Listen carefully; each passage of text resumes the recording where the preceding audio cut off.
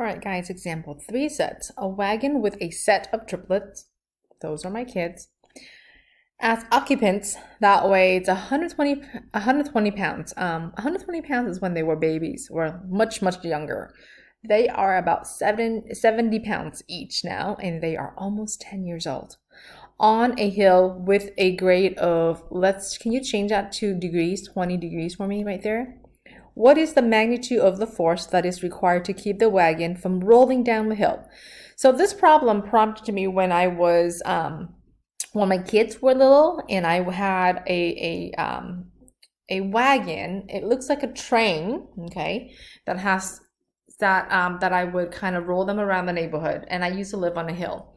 So this question is that, okay, how much force do I need when I pull my kids up the hill to keep them from rolling down the hill, right? To keep them safe. So what we need to do is, it sounds easy enough. Would you agree? It's not much energy. I just need to make sure my kids are safe. So go ahead and use your technology and do some research. If you're not in physics, this is going to be a little bit of challenging. If you are in physics, you may already know how to do this. Go ahead and search what is a force and write down some definition that makes sense to you, okay? So write it somewhere on here to make sense to you. Don't write down a fancy definition that won't help you understand what a force is, okay? All right, so first thing, we're gonna go and draw a picture for our problem here with a wagon. So I used to live on a hill. I no longer live on a hill. Okay, let's talk about the hill, and then this is the ground. And we change that to 20 degrees, so that's 20 degrees right here. And I used to have a wagon that's like in 3, and yes, they do make a 3 wagon. And my triplets will sit in here, and I would roll them around the neighborhood. So that's a picture. Now, this is one key component right here, is that my kids all together are 120 pounds. So that is, okay, so 120 pounds. So we're going to go in and fill some information here. We will give the vector W. Okay, vector W, that's vector W. And vector W is the force that's parallel to the hill. All right, so vector W is the force that's parallel to the hill. Then we will also give this vector right here, let's call it V, vector V. Vector V is the force causing the wagon to roll. Okay, so there's a force that's parallel to the hill. There's a force that's causing the wagon to roll. So let's write that down. How about that? So W vector parallel to the hill. Vector V force causing wagon to roll. Okay, a big no-no. So if V is the force causing wagon to roll, would you agree that the opposite of that is the force preventing from rolling? Okay, so the force that's causing it to roll, opposite of that is the force that's keeping it from rolling, okay? Now, we have 120 pounds that has to do something. So 120 pounds is the force of gravity. So let's use F. So my kids are 120 pounds. And so we're going to use F, okay? So that is the force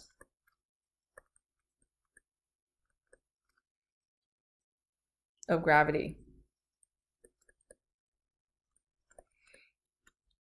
And gravity always go downward. So F equals, and that's going downward, so it's a negative 120 in the J direction, okay, because it's going downward. Now, this is the part where I'm going to try to do this two ways. The first way is I'm going to follow this to the T. It says determine the vector projection F onto W. So we're going to find the vector, okay, projection of F onto W. This will need you to recall some definition from earlier. Remember earlier, okay, I gave you a definition of this. V sub 1 equals vector V dot product with vector W all over the magnitude of vector W square times vector W. And this is the projection. This is just the definition that I gave you prior. Projection of V onto W, okay? Now, if you remember, I also gave you V sub 2. Remember that? Okay. And so V sub 2 was perpendicular to W. And how did we get V sub 2? V sub 2 was when we took V minus V sub 1. Okay, so remember all of this. This is just kind of recalling your memory. Now, this part right here, determine the vector projection F onto W. So that's the same wording, projector of V into W. Now they just change it F onto W. So what that means is we are going to replace the equation with some variables. So we're going to say, okay, so vector V is, we have vector F dot product with W. Since we are still using W, we'll keep W divided by the magnitude of vector W square times vector W. So we're replacing this right here. Let me get a different color. This for that, and replacing the V1 for V. Okay, just kind of taking out some variables and checking some other ones. So this formula right here will give us the projection of F onto W. Okay, so this right here means, I'm spelling out everything for you because this problem is that difficult. Okay, so this means the vector V is the projection of vector F onto vector W. Okay, that means vector V, it's parallel to W based on definition, right? And we can also find a perpendicular vector. Okay, so again, and earlier when I wrote down this, remember I didn't write down the V1 was parallel to W. So maybe if I write that, that will make sense with this, okay? So our vector V equals the dot product of F to W all over the magnitude of W squared times the vector W. Okay, so this is the projection of F onto W. That means this vector V is parallel to W. Now, what would a perpendicular vector look like? So we can go and add that on, okay? We can go and say, okay, well, to find the perpendicular vector, we can, you know what, let me get a different color. Let's get blue since I haven't used it. This right here, we can make that. Remember, W is the force against the hill, so we want a perpendicular. That means we want to make it 90 degrees, okay? So if W is the force parallel to the hill, whoa, that kind of jumped really quickly. This right here, that could also be parallel to the hill. That is going the opposite direction of V, so we can call it negative V, just like that. And to be perpendicular to W, we can call it F2, like 90 degrees, okay? So F2 is the blue. There you go. So that's 90 degrees right there. So F2 is the force that's going to be perpendicular to your, okay, W. Now, how do we get F2? if we really want the force that's perpendicular to the hill, because sometimes it will ask you, okay? To get F2, I'm gonna put a star right here. You can take F1, you can take F or F1, since we didn't have right F1 minus V to give us F2. Some of the questions in your homework will ask for perpendicular force, so that will give you there. This one doesn't. Okay, so let's find V. Ready? Let's do the dot product. The dot product requires us to have vector F, which we do, negative 120 in the J direction. It will also requires us to have vector W.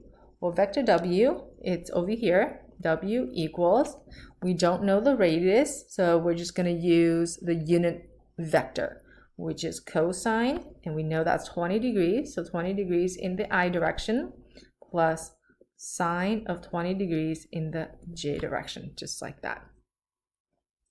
So let's do the dot product. You ready? Vector V equals 0, which is your A value for F, times cosine of 20 degrees, plus A2, which is, I'm sorry, not A2, that's already A2. Now we're going to do B1, which is negative 120 times sine of 20 degrees. Close that up, all over the square root of vector W, which is, I'm going to invade this space for a second.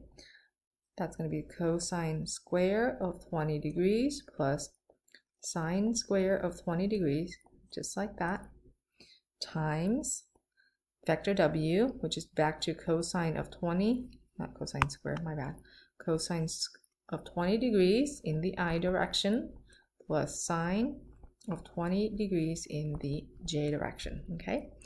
Now, but look at this one. Cosine square of some angle, sorry, I forgot the bubble, 20 degrees plus sine square of some angle.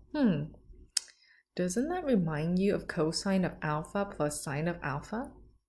And cosine of some angle, any angle, plus sine square of some angle, any angle, isn't it always 1?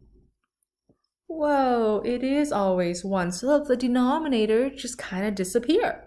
And then 0 times anything is 0. So guys, we're really just back down to negative 120 times sine of 20 degrees. Okay, so we're just now left with this dude right here, and then W vector. So I'm going to copy that down.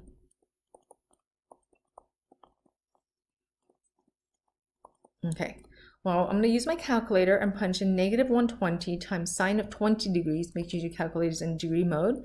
That gives you negative 41.04, and then cosine of 20 degrees in the I direction plus sine of 20 degrees in the J direction.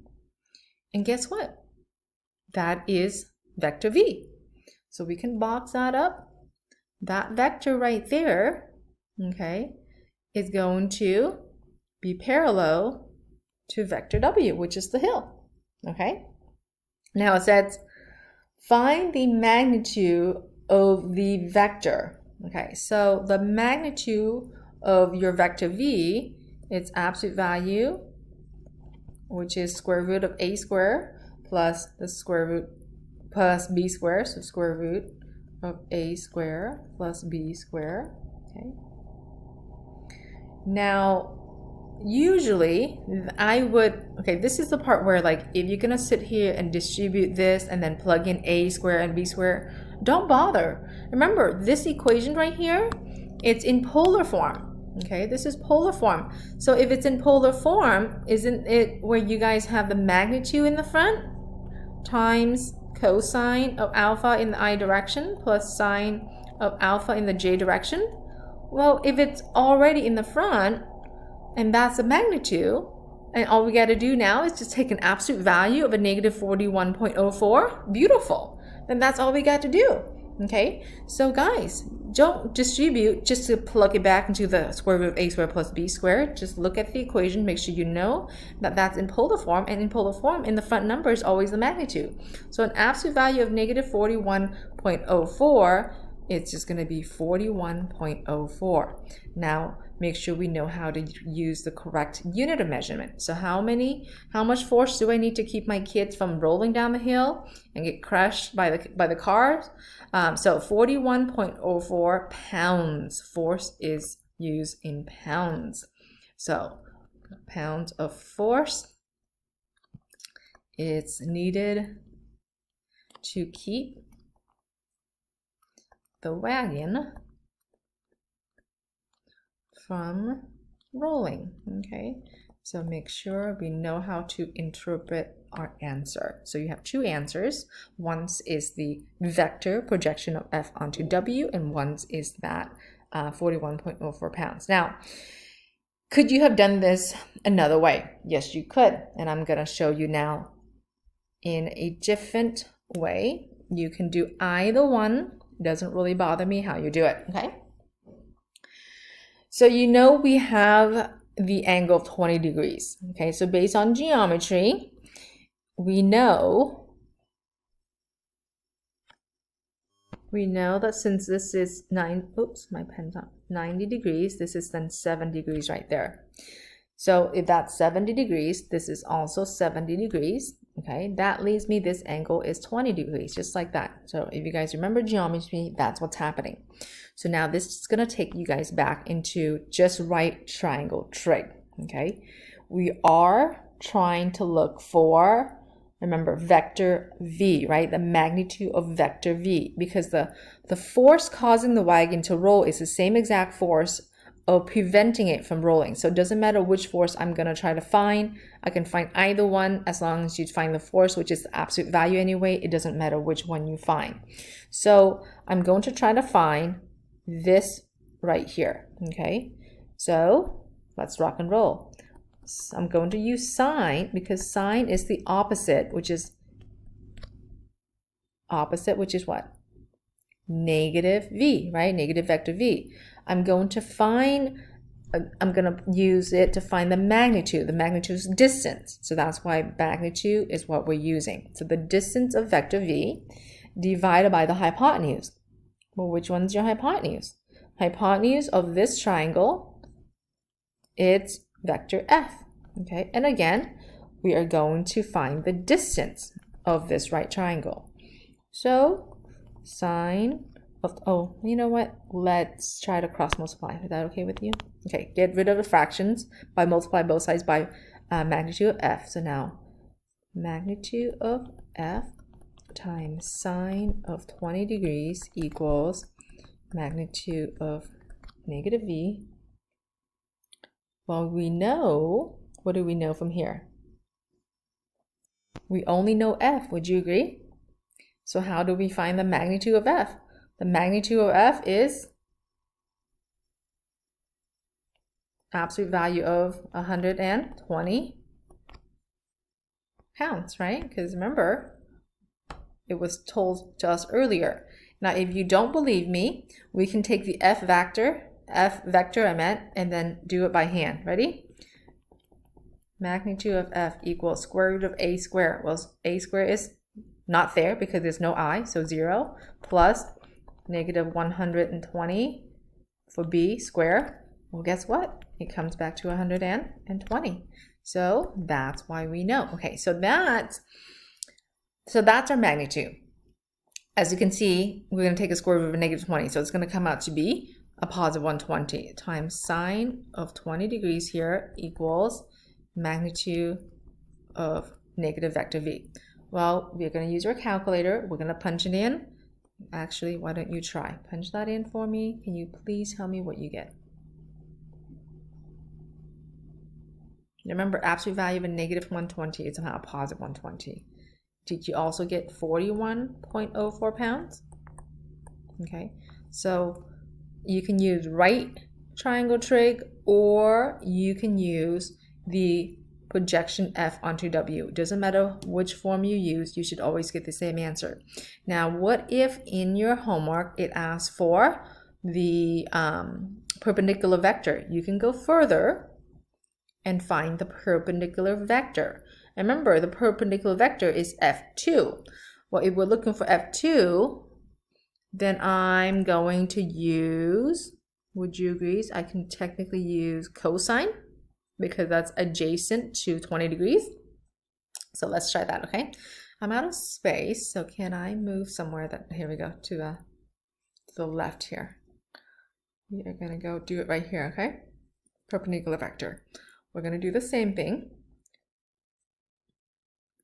but using cosine. So cosine 20 degrees equals adjacent, which is F sub 2, divided by hypotenuse. Hypotenuse is F in this case. We're going to cross multiply. So F times, oops, sorry, these are all distances, so I need magnitude. I lie. Okay. So magnitude of F, bracket, times cosine of 20 degrees equals F2. All right. Well, again, the magnitude of F is, by now we know it's 120. So can we just go straight to there? Okay, equals, trying to find the magnitude of F2. Go ahead, enter that in, and then give me an answer. The question didn't ask for perpendicular, students. I'm just going a little bit above and beyond. I'm going to erase this circle. There you go. All right, ready? The perpendicular force to the hill is 112.76 pounds. Okay, so this is the force that's perpendicular to the hill. All right, that's just an extra. The question in here did not ask for that.